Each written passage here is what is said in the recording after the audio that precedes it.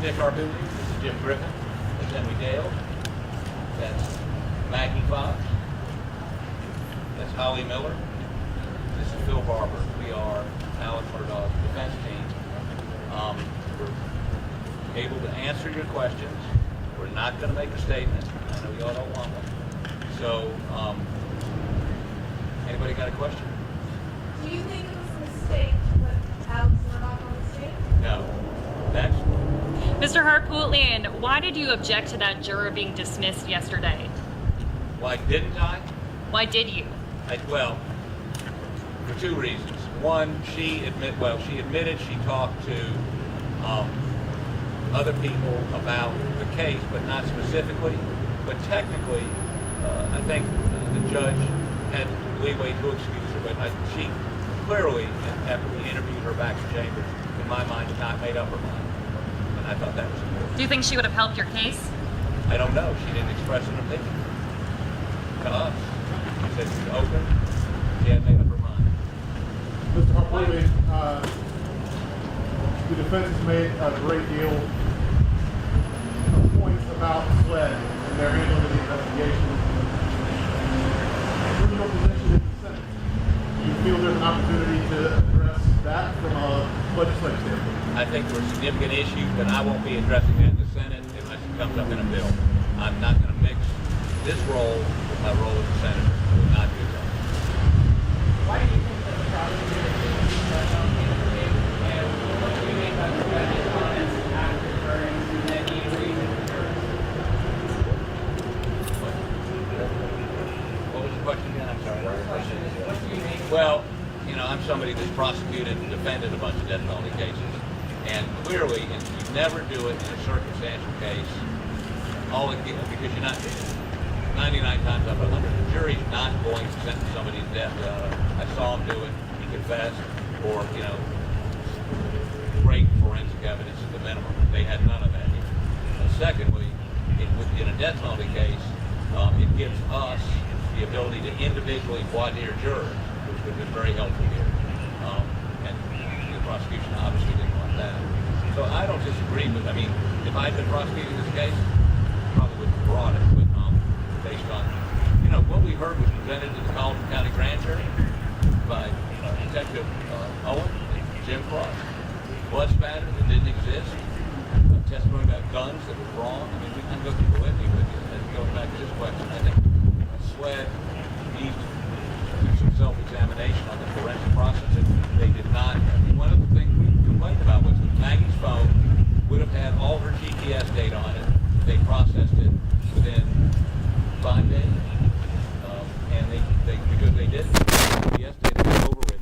I mean, it was just one, which would have been helpful to Alec. It's fingerprints, footprints, and all kinds of forensic things that weren't done. So, what was the second thing? Question about the judge?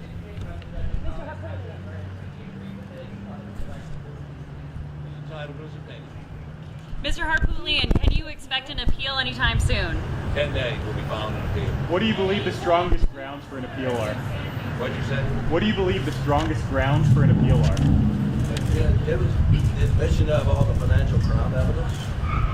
And that was offered up, you know, as evidence of motive, that because he was confronted about one financial transaction involving attorney's fees by the chief accountant of the law firm,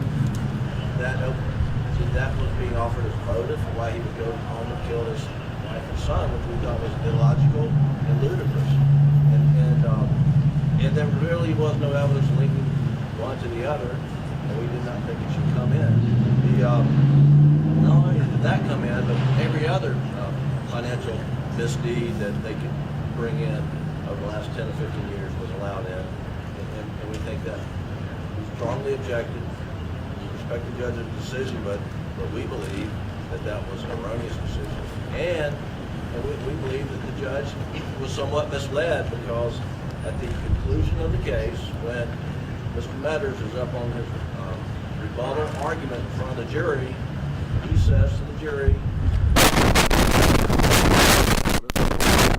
you just have to prove malice, which is right, but why did they go to all the effort to prove motive when at the end they say you don't have to believe us on our motive theory, but by then they had cast Alec as a despicable human being, and that was the reason they offered it in the first place. And we think the appellate courts will take a strong look at that.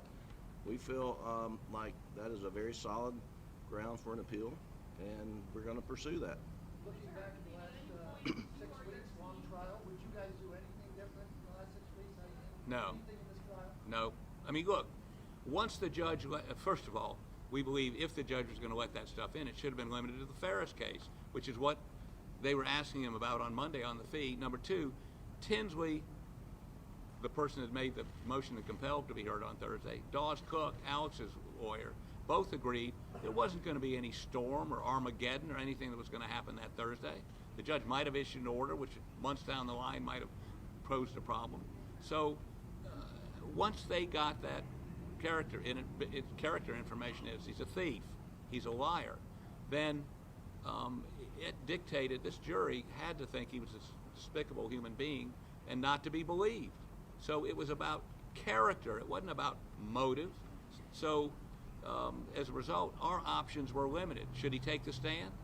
Well, you know, we debated that. He always wanted to take the stand, but once that information was in, I mean, if he had to take the stand to explain the kennel video, the lie, if you will. He had to, but he had no credibility. His credibility had been stripped away by the financial misdeeds. Yes. How is Buster doing, and why did he choose not to speak in the sentencing? We could have had Mother Teresa up there speaking on behalf of Alec at sentencing. I mean, he was getting a double life sentence. That was expected. I mean, this is Judge Newman. He's a very stringent punisher when it comes to crimes and sentences. I mean, that was never in dispute.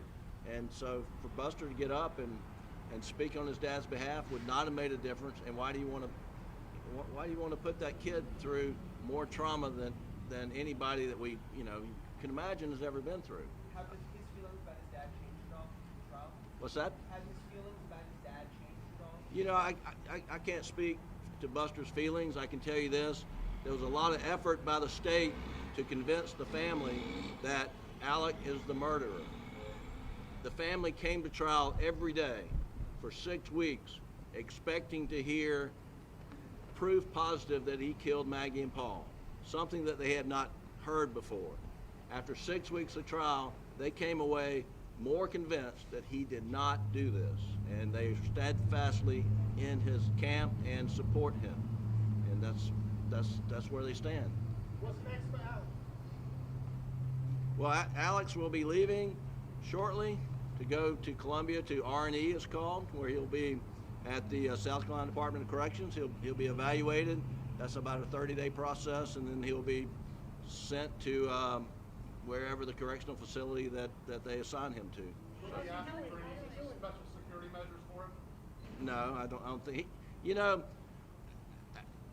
Alec was not optimistic that with all of the scrutiny and press and all of his bad acts being out in the public, in the world, media domain, that he could get, a jury to put out all the noise and just focus on the murder.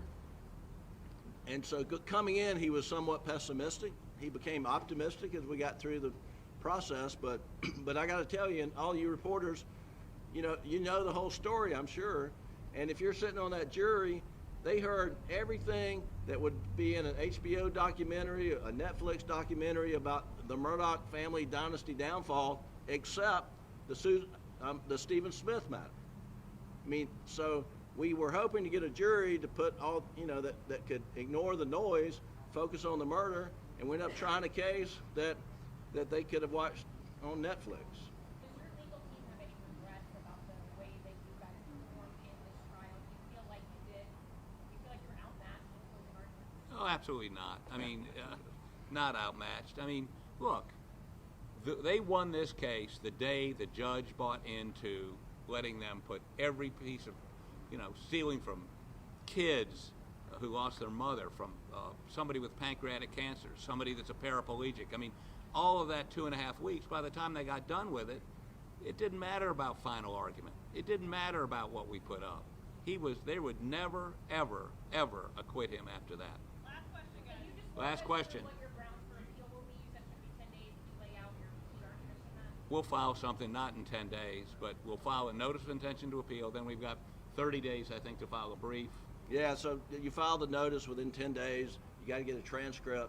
Oh, that'll take a while. I That'll forgot. take months before they type up everything, and then we start briefing. Are you all going to handle the appeal Yes. and argue it at the Court of Appeals and the Supreme Court?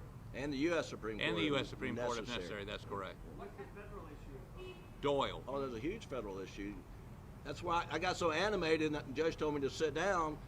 Part of the trial is the state eliciting or asking questions of Alec about why he did not come forward and tell law enforcement where he was at the time of the kennel video. And that was after he was arrested, and there's U.S. Supreme Court cases are clear that post-arrest silence cannot be used against you. And that is a classic violation of the Fifth Amendment. And we feel strongly that if we lose at the state courts, we'll have success at the federal Can you courts. tell us about the plea negotiations before trial? No. There were no plea negotiations. There weren't any. They never offered him anything. If you think Alec is innocent, what effort are you making to find the real killer, or what effort is he making? Not our job to find the real killer. If they had taken fingerprints, if they'd gotten footprints, if they hadn't destroyed, if they preserved Maggie's phone with her GPS, if they had not, they misrepresented to the grand jury that they had a shirt with his blood on it. If Owen had opened his email, he says he didn't get, would have told him a year before there was no human blood on that T-shirt. It was a comedy of errors in terms of forensics on this. So, do I have faith that they would find the real killer? No. Is Alec concerned for Buster's safety? Is Alec We don't know. What? Last question. Last question. Defendant on the stand, Alec Murdaugh. Say that one more time. Did you support putting Alec Murdaugh on the stand? There was no choice. Why? Because he'd been made out to be a monster who stole from children and crippled people, and is crippled that's not a politically correct word. I'm sorry, I'm an old guy. Crippled people who had just done horrible, despicable things, and he had to try to push back on that. And if he'd left that way without taking the stand, he was toast. Taking the stand, could he pull it off? Apparently didn't. In hindsight, do you regret not asking for a change of venue in this case? Not really, because we checked. We did focus groups in this case in a county way far away from here. 8 of the 10 people on the 2 focus groups knew all about this case. There was nowhere you could go that you could find. We believe you could find a jury that didn't know, hadn't watched TV, hadn't read the stuff you write or the stuff the Twitter stuff. And by the way, one of the good pieces of information now that this trial is over, Griffin can start tweeting again. That's right.